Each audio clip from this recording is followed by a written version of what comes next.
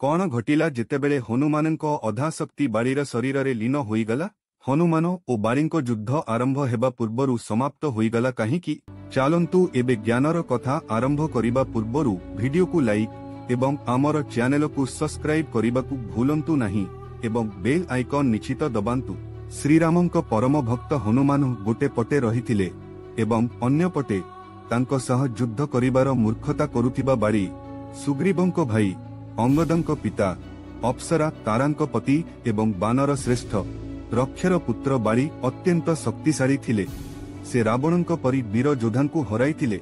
से किष्किंधार राजा थिले एवं देवराज इंद्रंको धर्मपुत्र हेले बाड़ी केउथि पई एते शक्तिशाली थिले।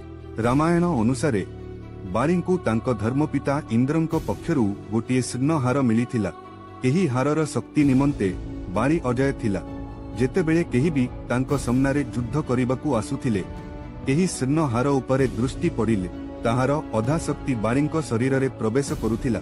युद्ध आरंभ हेबा पूर्वरु बाड़ी अत्यंत शक्तिशाली होई जाउथिले एवं प्रति युद्ध जितुथिले। हेले मित्र माने आपण माने जानंती कि एक समय एमिति आसीथिला जेतेबेले बाड़ी ओ पवनपुत्र हनुमानंको सामनासामनी होइथिला। एबे भाबंतु से युद्धरे किए जीतिथिबो। चलंतु सेही घटनार वर्णना करिबा। एक दिन रामभक्त हनुमान जंगल रे तपस्या करुथिले। से समय रे निज शक्तिर गर्वरे अंध बाड़ी लोकमानंकु धमक देई जंगल को जाइथिले एवं जोर चित्कार करुथिले एवं समग्र दुनिया को यह जणाइबाकु चाहुथिले जे तांकु केही भी हराई पारिबो नाही। जेतेबेले बाड़ींको सम्मुखरे कोनोसी गछ रहुथिला से गछकु हटाई देउथिले कारण से निज रास्ता परिवर्तन करिबाकु चाहु नथिले। सेही समय रे हनुमान निकटरे बसी श्रीराम नामर जप करी तपस्या करुथिले। बाड़ींको चित्कार तांको तपस्या रे विघ्न घटाई देला। तेनु से बाड़ी को कहिले, हे बानर राजा आपण अति शक्तिशाली अटंती। आपणंकु केही भी हराई पारिबो नाही, किंतु एपरी चित्कार करी काहाकु जणाइबाकु चाहुछंती। एहा सुनी बाड़ी हठात रागी गले एवं से हनुमानंकु युद्ध करी बापाई आह्वान देले एवं एही परी मध्य कहिथिले, हे बानर तुमे जाहांको भक्ति कर मु तांकु मध्य हराई पारिबी। समस्ते जानती जे हनुमान अत्यंत विनम्र स्वभावर थिले। हनुमानंको विषय रे किए किछि कहुथिले से हसी एहाकु टाळी देउथिले, किंतु जेतेबेले बाड़ी हनुमानंको प्रभु श्रीरामंको विरोधरे कहिले हनुमानंकु अत्यंत क्रोध आसीगला। से बाड़ींको आह्वान को स्वीकार करिदेले। दुही जानको मध्यरे यह निर्णय हेला जे परवर्ती दिन सूर्योदय समय रे दुही जनको मध्यरे एक महायुद्ध हेबो। बाड़ी तांको राज्य को फेरी जाइथिले एवं हनुमान निज कुटिया को जाउथिले। जेतेबेले हनुमान निज कक्ष को पहुंचिले हठात सेठारे ब्रह्माजी प्रकट हेले। से हनुमानंकु बुझेइबाकु चेष्टा कले जे से बाड़ींको आह्वान को स्वीकार करंतु नाही, किंतु हनुमान कहिले से मोर प्रभु श्रीरामंकु युद्ध पाई आह्वान करिछि। एही परी समय रे जदि मु से आह्वान को अस्वीकार करि दिए तेबे समस्ते कौन भाबिबे। एही परी परिस्थिति रे तांकु एक शिक्षा आवश्यक। एहा सुनी ब्रह्माजी कहिले, ठीक अछि हनुमान तुमे युद्ध को जिबाकु चाहुछ जाओ, किंतु मु तुमकु अनुरोध करिबी जे तुमे निज शक्तिर दशम अंश मात्र नै जिवो। बाकी थिबा शक्ति गुडिक आराध्यंको चरण रे समर्पित करि दियो। युद्धरु फेरी आसिले एही शक्ति पुणी मिली जिवो।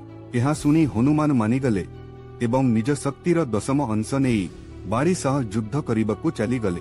बाड़ी ओ हनुमान आमना सामना हेले एवं भगवान इंद्र द्वारा दिया जाइतिबा स्वर्ण हारर क्षमता द्वारा हनुमानंकर आधा शक्ति बाड़ींको भितरे प्रवेश करिबाकु लागिगला। अर्थात हनुमान निज शक्तिर दशम अंश नेई आसिथिले। तेनु तांकर आधा शक्ति जहाँ केवल 5% शक्ति बाड़ींको शरीर रे प्रवेश करिथिला। एही फलरे बाड़ी अपार शक्ति को अनुभव करिबा लागिले। एही शक्ति प्रवेश पारे बाड़ी को लगुथिले जे तांकर शरीर रे शक्तिर गोटिए समुद्र पारी माडी आसुछि। किछि समय परे बाड़ी को लगुथिले जे तांकर शरीरर समस्त नसनाडी फाटी जाउछि एवं रक्त बाहर को बाहरिबाकु चाहुछि। बाड़ी किछि बुझी पारु नथिला जे किपरि एहा सहित हेउछि काहीकि। हठात बाड़ींको सम्मुखरे ब्रह्माजी प्रकट हेले।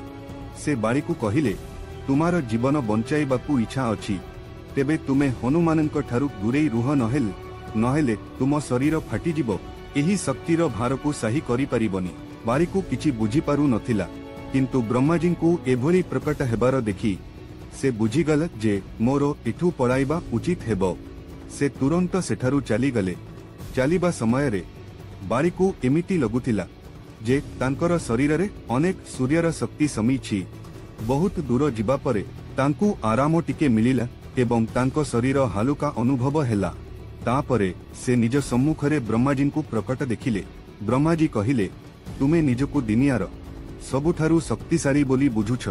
हे मूर्ख बाड़ी, किंतु तुमर शरीर हनुमानंकर शक्ति को धारण करि परिबो नाही।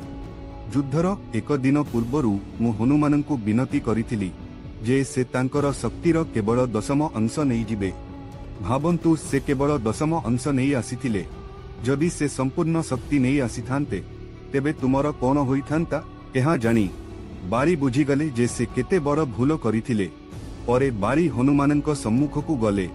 दंडवत प्रणाम करी कहिले, हे हनुमान, तुमे बळ थिबा सत्वे तुमे शांत होई अछ एवं श्रीरामंकर भजन करुअछ एवं मूर्ख मोर बळकु नेई मु अहंकारे आसी तुमको युद्ध करिबा पई मो सहित आह्वान करिथिली। मोते क्षमा करि दियो।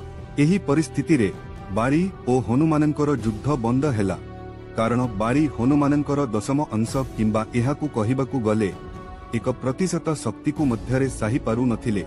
एही विशेष घटनारू आपण जानि पारिबे जे जेतेबेले हनुमान निज शक्तिर केवल 10 अंश नै बारींको सम्मुखरे पहुंचिले एवं बारीर एही अवस्था हेइथिला, तेबे रावणंकर कोन हेबो जाहाकु बारी हराइथिले। आपणंकर मत केमिति? आपणंकर मतामत कमेंट बॉक्स रे आमको निश्चय जणाइबे।